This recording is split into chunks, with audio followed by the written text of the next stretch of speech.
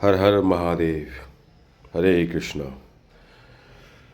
सभी भाइयों, मित्रों, बहनों, सखी संबंधों को मेरा प्रणाम, नमस्कार।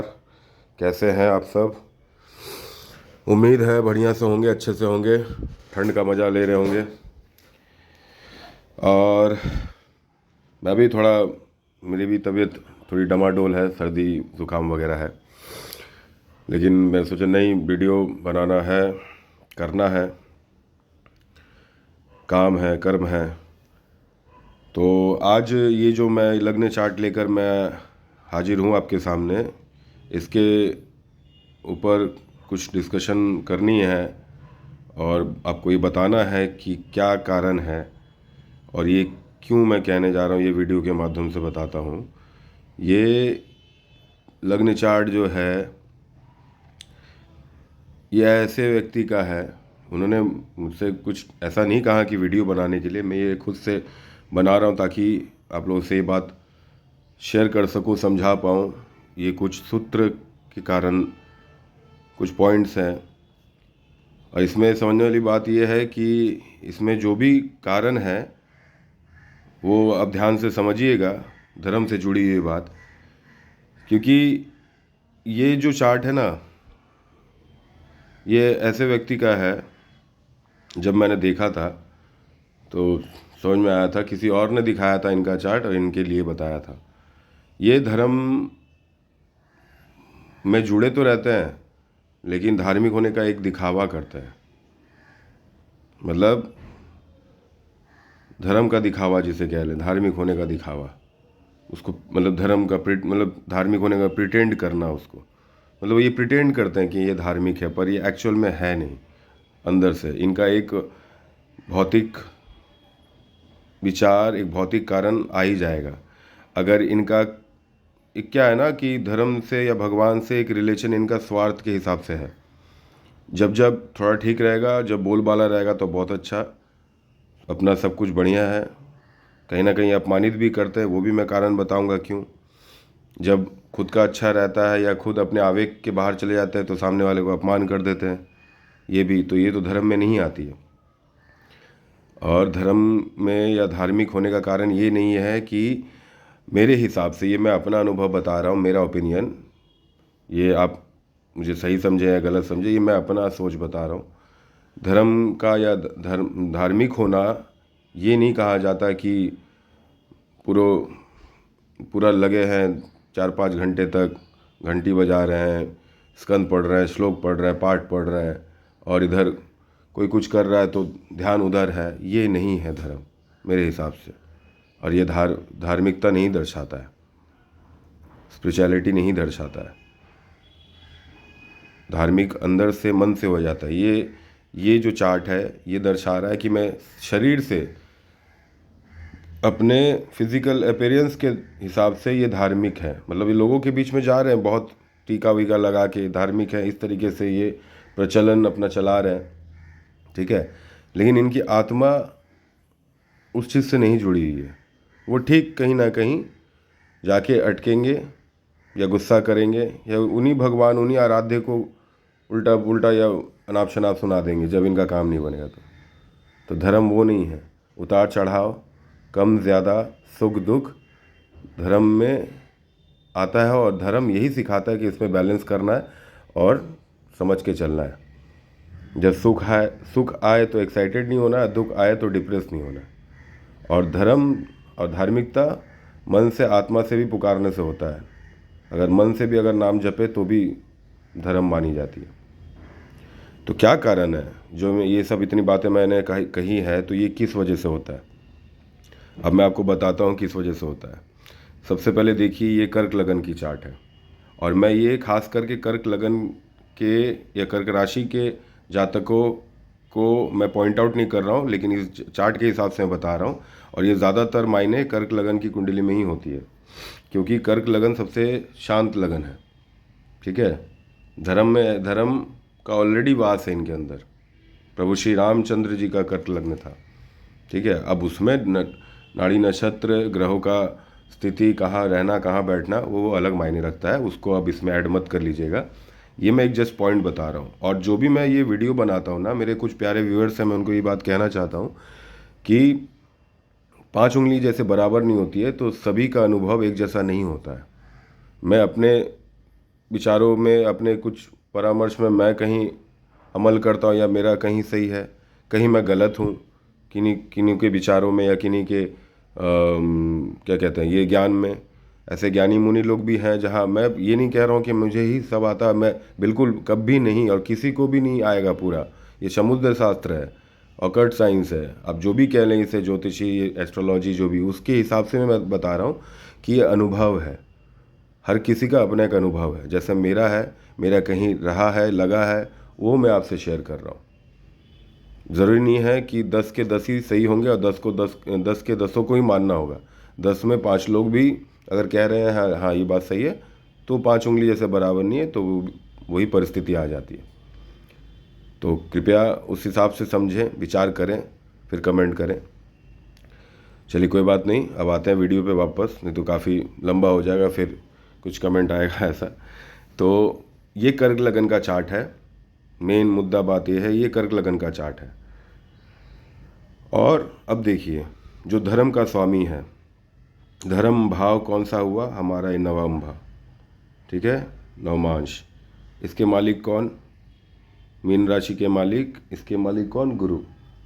गुरुदेव बृहस्पति देव कहाँ जाके बैठे हैं, अष्टम में बैठे हैं। ये रहा अष्टम, ये अष्टम में बैठे हैं। अब अष्टम किन चीज़ों का भाव है, ये गहरी खोज, मृत्युलोक, खाई है, ये पाताल है, समझ रहे हैं, समझ लीजिए अहिरावण का पाताल है। अब उस पाताल में अगर देवता के मालिक, देव गुरु, धर्म के गुरु जाके बैठ जाए, तो वो तो अपने आप को ही ढूंढने में उनका समय निकल जाएगा। यहाँ अगर खड़े होंगे तो उधर तकलीफ पहुँचेगी, वहाँ खड़े होंगे तो उधर आबो हवा खराब होगा, ऐसा वो ढूंढ रहे हैं अपने आप को, वो गुम हो चुके हैं। तो जब धर्म गुम हो चुका है, तो वो कैसे वो अपने आप को अंदर से धार्मिक बता रहा है, वो ऊपर से ही दिखा रहा है, कह रहा है, टीका वगैरह सब लगा रहा है, खूब पूजा पाठ घंटा बजा रहा है, ठीक है। लेकिन धर्म जब पाताल में जाके गुम हो गया, तो उसका एक्चुअली में जो उसका स्वरूप है, उस पर्टिकुलर जातक, उस व्यक्ति का जो स्वरूप है, वो धर्म को इसीलिए मान रहा है एक सब्स्टिट्यूट के तौर पे कि अपने आप को संभाल सके, एक पिलर दे पाए। लेकिन एक्चुअल में जब कब समझ में आएगा कि हाँ ये सही में ये धार्मिक है भी कि नहीं, जब उनके ऊपर कुछ ऐसी चीज़ें बीतेंगी, कुछ भी घटित होगा, कोई भी घटना घटित होगी, उनका असली रूप निकल के बाहर आएगा, तो उसी में आपको पता चल जाएगा कि ये धार्मिक है कि नहीं है। तब उन्हीं भगवान को फिर वो कोसने लगेंगे, तो अनाप शनाप कहने लगेंगे। तो ये किस तरीके से धार्मिक हुए, तो ये कारण है। दूसरा कारण है, देखिए कि अष्टम स्थान के जो मालिक हैं, कुंभ राशि के मालिक, वो कौन हुए, शनिदेव महाराज। वो जाके बैठे हुए हैं मोक्ष के घर में, मोक्ष के घर में बैठे हुए हैं। तो ये मोक्ष भी खोजेंगे सिर्फ कहने के लिए, बातों से, अपने वाणी से, अपने ज़बान से, लेकिन एक्चुअली मन से नहीं। वो कहेंगे नहीं सब अंतिम सत्य है, ये है मोक्ष है, मोक्ष ही, मृत्यु ही अंतिम सत्य है, लेकिन वो खुद उस चीज़ को पाने से डरेंगे। इनको मृत्यु से भी भय लगेगा। ये शनि यहाँ बैठ के ये कष्ट भी देता है, यहाँ भी दिखावा होता है कि मृत्यु का भी भय रहता है। मृत्यु का भय सभी को है, सभी इंसान को है, हमें भी है, सबको है। लेकिन एक होता ना कि हाँ सही में अपना मन से स्मरण करके वो याद करना देवता को, और सब कुछ भूल जाना, भुला देना कि कोई अगर मेरा आँख बंद है, मैं देवता के शरण में हूँ, तो कोई अगर मुझे मार के चला जाए या कोई मुझे क्षति पहुँचा के चला जाए, क्षति करके चला जाए, तो वो मैं देख नहीं पा रहा हूँ। लेकिन वो ये इनके अंदर वो डर रहेगा। अगर ये मंदिर में भी बैठ रहे होंगे तो इनका ध्यान होगा, इनका चप्पल कहीं कोई चोरी करके ना ले जाए, इनका जूता कोई चोरी करके ना ले जाए। ये सिचुएशन होती है। तो ये कारण हो गया दूसरा कारण। अब तीसरा कारण मैं बताता हूँ। अच्छा, ये शनि की और एक बात बता दे रहा हूँ, ये यहाँ द्वादश भाव में बैठे हैं, उसका फिर देखिए 10वीं दृष्टि जो पड़ रही है वो धर्म के भाव में पड़ रही है। तो दृष्टि जब शनि का जिस भाव में पड़ता है, तो उसको ऐसे ही वो क्रूर तरीके से जो दृष्टि पड़ती है, और दसम दृष्टि इनका बहुत स्ट्रांग दृष्टि होता है, ठीक है, बहुत तीव्र होता है, बहुत इंटेंस होता है। तो वो जब भी पड़ रही है वहाँ पे ये द्वादश भाव से नवम भाव में दसम दृष्टि, तो इस कारण से क्या है, वो उस भाव को वो क्रोधित कर रहे हैं, उस भाव को कहीं ना कहीं वो हीट दे रहे हैं, उसे तीव्र कर रहे हैं, वो कहीं ना कहीं खराब हो रहा है।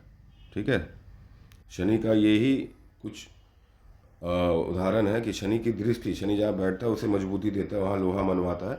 ठीक है, लेकिन ये 12वां स्थान है द्वादश भाव, तो यहाँ पर वो लोहा उस हिसाब से नहीं मनवाएगा, क्योंकि ये 6, 8, 12 त्रिक भाव में पड़ता है उस श्रेणी में।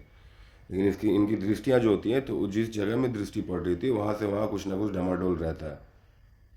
ठीक है, कुछ नहीं भी तो 50-50 रेशियो का हिसाब है। ज़्यादा डिटेल्स में अभी मैं बता नहीं सकता, वीडियो लंबी हो जाएगी।